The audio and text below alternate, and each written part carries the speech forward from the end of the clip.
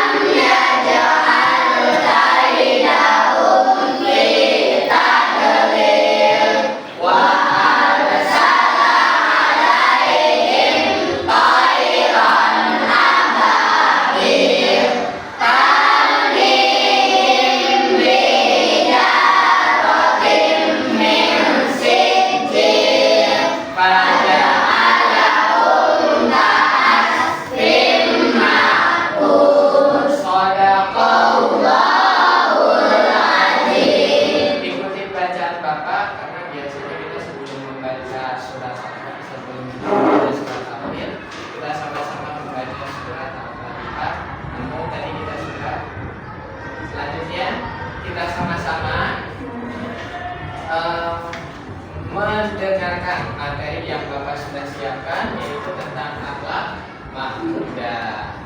Siapa yang tahu akhlak mahmudah? Ada yang tahu? Sudah pernah mendengar? Apa sih akhlak mahmudah?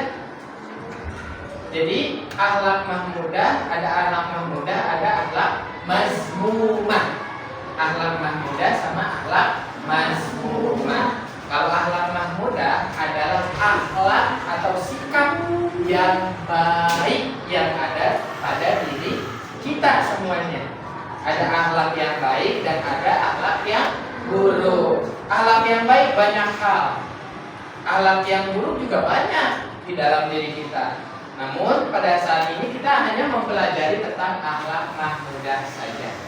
Sebelumnya Bapak ingin sampaikan ada akhlak, ada yang harus kita contoh, ada yang harus kita contoh sikapnya.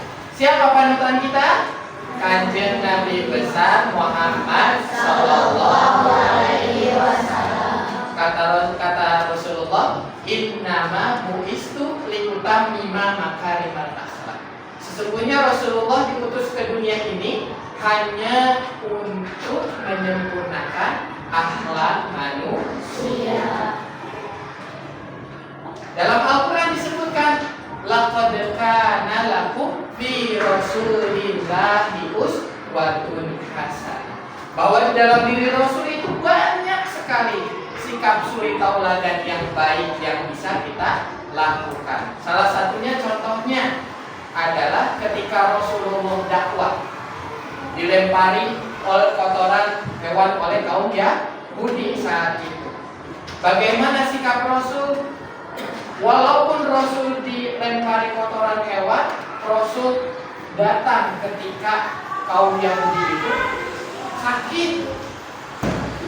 Bahkan ditengok orang yang pernah menyakiti Rasul itu, ditengok oleh Rasulullah. Dan pada akhirnya alhamdulillah hidayah masuk ke dalam hati kaum Yahudi tersebut sehingga mereka memeluk ke dalam agama Islam. Berarti Rasulullah memiliki sifat yang baik, sikap yang pemaaf. Walaupun orang lain sudah melakukan kesalahan, Rasul tetap memaafkan. Kita juga harus seperti itu. Oke? Sekali lagi, akhlak mahmudah itu akhlak yang baik. Oke, kita lihat pengertian akhlak. Akhlak adalah sifat yang tertanam dalam jiwa yang menimbulkan perbuatan dengan gampang dan mudah tanpa memerlukan pemikiran dan pertimbangan. Ini definisi akhlak. Akhlak, sifat yang ada dalam jiwa kita semuanya ada. Mau dia sekelas maling sekalipun, mau dia sekelas koruptor sekalipun yang sering korupsi uang rakyat, tetap mereka memiliki sifat atau jiwa yang sudah ada, ruhaniahnya sudah ada kebaikan.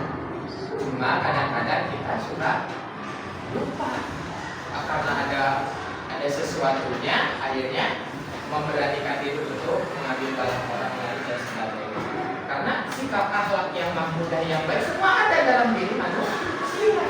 Maupun sekalipun orang itu orang kafir, ada ruhaniahnya baik, semua akhlaknya baik, sifatnya baik, ruhaniahnya baik. Gak ada yang jelek, maher, kemudian jimmy, semua akhlaknya baik. Tidak ada yang jelek. Ya, jadi pengertian akhlak apa? Sifat yang tertanam dalam jiwa yang menimbulkan perbuatan dengan gampang dan mudah tanpa memerlukan pemikiran dan pertimbangan. Sekarang kalau lihat teman kita terjatuh, apa yang kita lakukan? Membantunya, menolong. Itu sifat baik apa sifat buruk?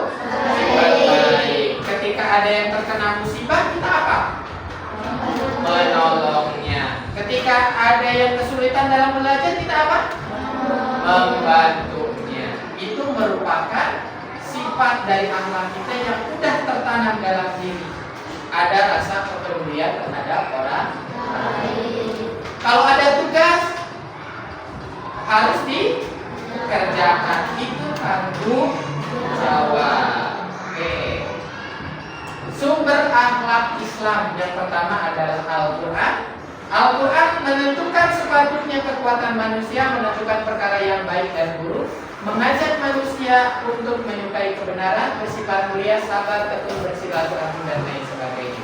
Sumber akhlak kita adalah Al-Quran. Al-Quran adalah gambaran Rasulullah Sallallahu Alaihi Wasallam. Akhlak Rasulullah itu semua ada di dalam Al-Quran. Kalau kita mempelajari Al-Quran, kalau kita mendalami Al-Quran, insya Allah akhlak kita seperti Rasulullah Sallallahu Alaihi Wasallam. Mau akhlaknya seperti Rasul? Banyak temannya, banyak saudaranya. Harus seperti itu akhlak yang baik. Kita harus mencontohkan baik kepada adik-adik kita ataupun kepada kakak kelas kita. Banyak hal. Dan yang kedua as-sunnah. As-sunnah ini apa? Hadis. As-sunnah itu hadis.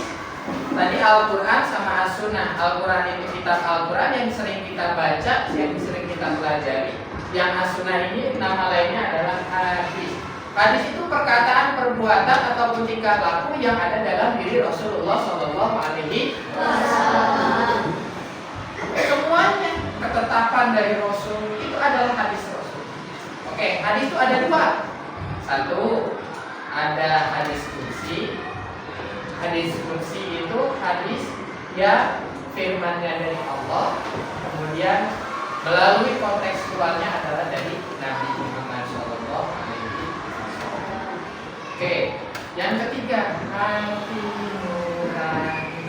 Ketika kita melihat segala sesuatunya, melihat segala sesuatu yang kita sudah dapatkan menurut hati nurani. Ketika tadi melihat teman yang terjatuh, melihat teman yang sakit, apa yang ada dalam hati nurani kita? Pasti hati nuraninya bilang mau menolongnya, mau membantunya.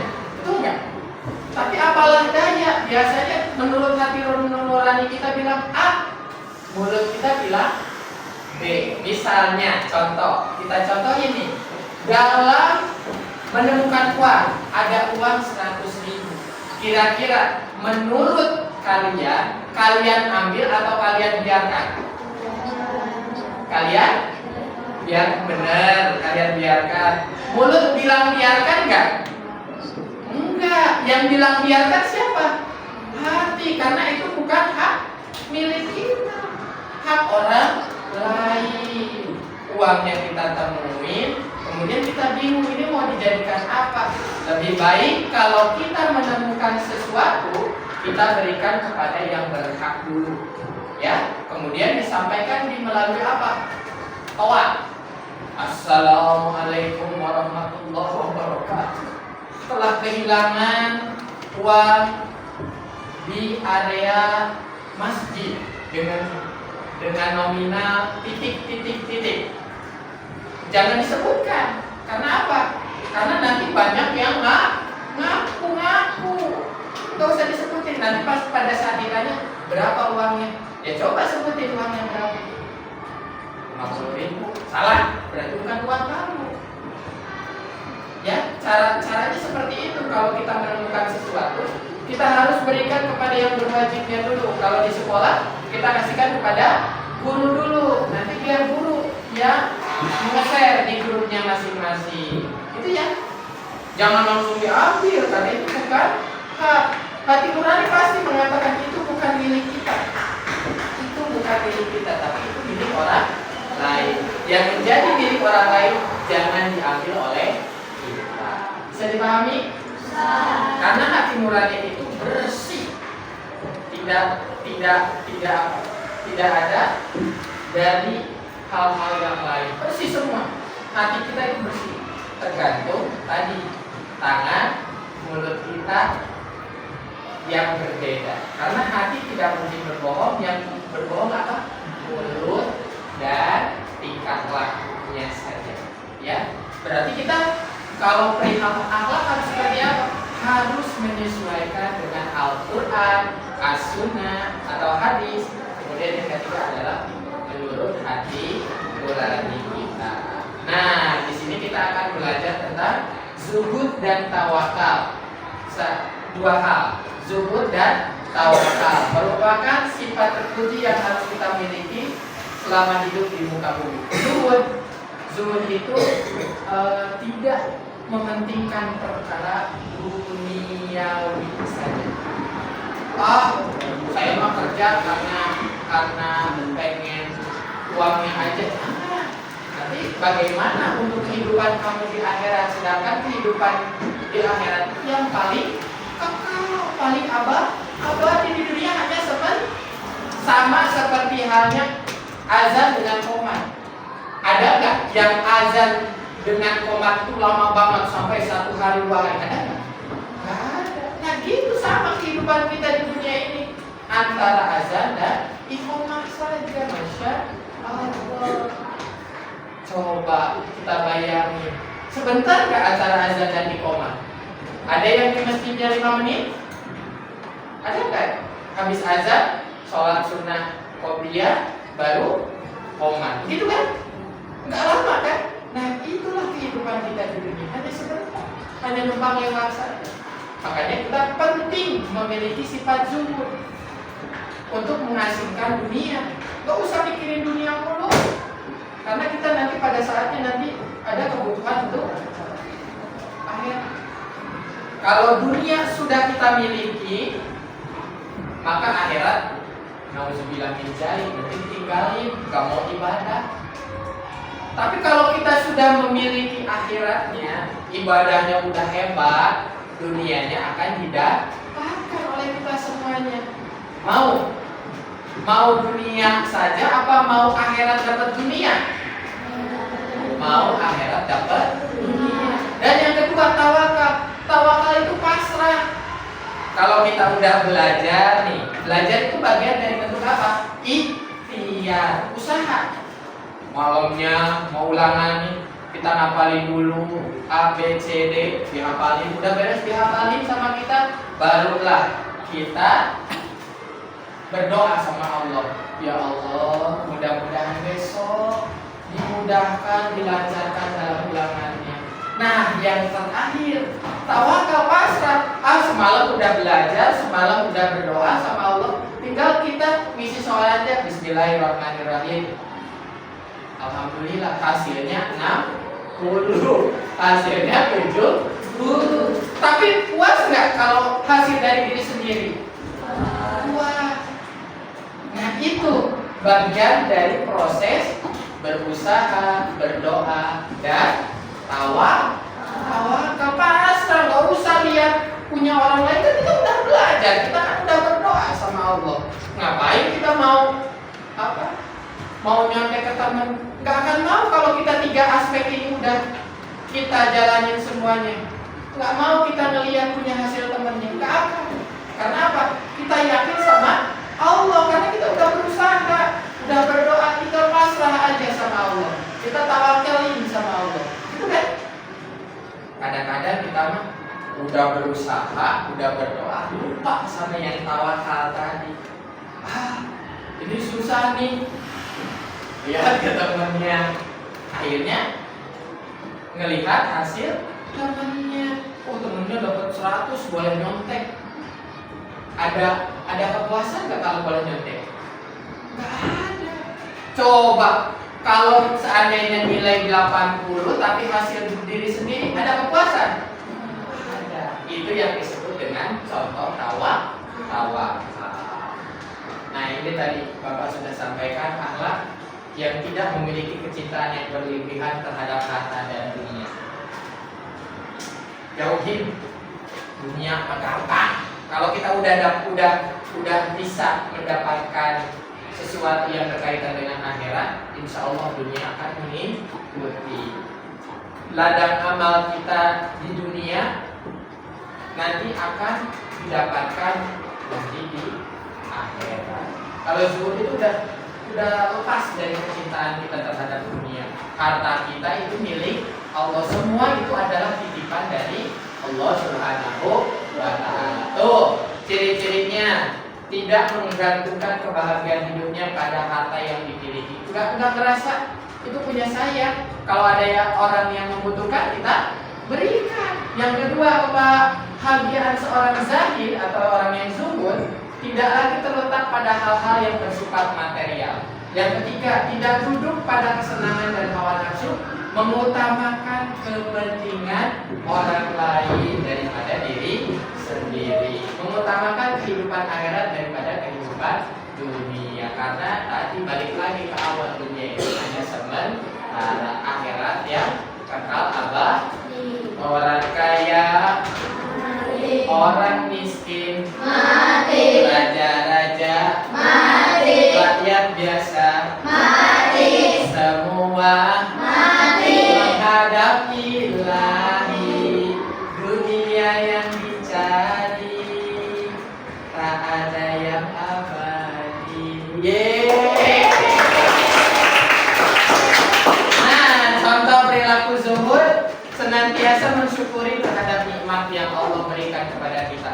Allah sudah berikan dengan sempurna kepada kita dari mulai dari atas kepala sampai kepada ujung kaki. Bayangkan kalau salah satu organ kita nggak berfungsi, tangan saja, tangan sebelah kanan nggak punya tangan, bagaimana perasaan kita? Kalau kita nggak punya kaki, bagaimana perasaan kita? Kalau kita nggak punya mata, bagaimana perasaan kita? Makanya kita harus banyak-banyak bersyukur kepada Allah. Kata Allah apa? La in syakartum la azidannakum wa la in kafartum inna adzabi lasyadid. Kalau kita bersyukur, Allah pasti itu mah. Udah pasti ditambahin rezekinya tuh. Tapi kalau kita kufur, ya Allah, siksa Allah amatlah pedih. Kalau kita bayangkan dengan, kita analogikan dengan yang mudah saja. Tahu api? Korek api kalau terkena tangan seperti apa? Panas ya? Melepuh ya? Coba kalau rumah ada yang kebakaran, kamu masuk, kamu seperti apa? Gosong, hangus. Betul? Betul nggak? Itu baru, ya Allah, baru sedikit panasnya. Nanti kalau misalkan siksaan api neraka, nauzubillah min dzalik. Dulu waktu zamannya malaikat Jibril melemparkan sesuatu dari neraka, dari apinya saja dilemparkan ke dunia, semua harus terbakar. Kemudian diambil lagi oleh malaikat Jibril, diambil lagi, kemudian dilemparkan sebiji zarahnya saja dunia, dilemparkan ke dunia. Dunia udah panas sampai sekarang kan, panas dunia. Dari zaman dahulu sebelum alam diciptakan oleh Allah, luar biasa kan panasnya. Nah, yang kedua, cukup, merasa cukup dengan yang diberikan oleh Allah Subhanahu wa Ta'ala. Sederhana aja, pakaian biasa aja, celana pakaian biasa aja. Sekarang mah kalau nggak punya iPhone, gimana? Uring-uringan, nangis dan sebagainya. Jangan ya Nak ya, jangan ya Nak. Segala sesuatunya kita harus merasa cukup dengan apa yang telah diberikan oleh Allah Subhanahu wa Ta'ala. Kita dengan mengucapkan tadi apa? Alhamdulillah. Hidup dengan penampilan sederhana, mengutamakan cinta kita kepada Allah Subhanahu wa Ta'ala. Cinta nggak sama Allah?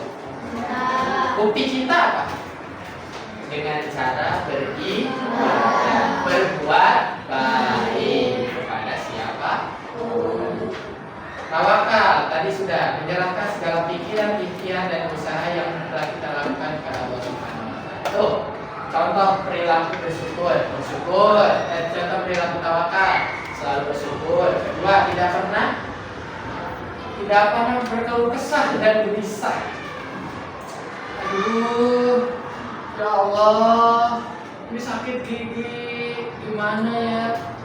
Gampang, baca Al-Fatihah, siapin air, bismillahirrahmanirrahim, tiupkan ke dalam air, yakin sama Allah bahwa air itu bisa menyembuhkan. Yakin, segala penyakit ada semua di dalam Al-Quran. Mau baca Quran, sehat. Mau sholat 2 rakaat, dia minta sama Allah biar disembuhkan, sehat, yakin sama Allah. Tidak meninggalkan usaha dan ikhtiar. Waktunya kerja, waktunya sekolah, waktunya main. Ada waktu-waktunya. Memahami segala ketentuan dari Allah, ridho terhadap diri dan keadaannya. Allah kasih dari ujung kepala sampai ujung kaki, bersyukur sama Allah.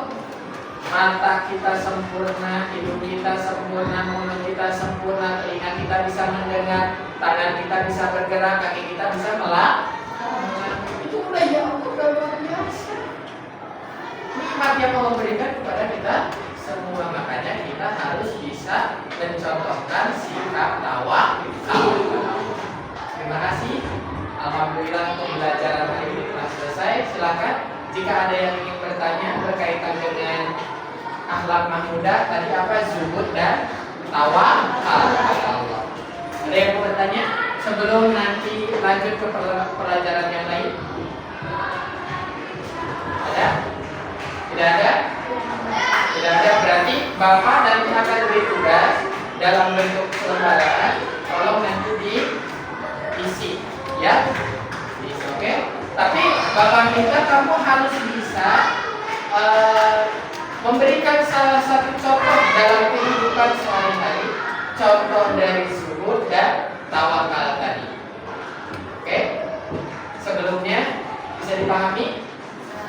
Insya Allah. Nanti kalian pelajari di rumah ya. Terima kasih atas segala perhatian dan kerjasamanya. Bapak akhiri sebelumnya. Wassalamualaikum warahmatullahi wabarakatuh. Waalaikumsalam warahmatullahi wabarakatuh. Oke, ini terima kasih atas segalanya. Satu kelompok 2 orang. Oke, nanti tolong dicatat sifat zuhud dan tawakal dalam kehidupan sehari-hari bertiga. Oke? Ya, tugasnya di rumah. Oke?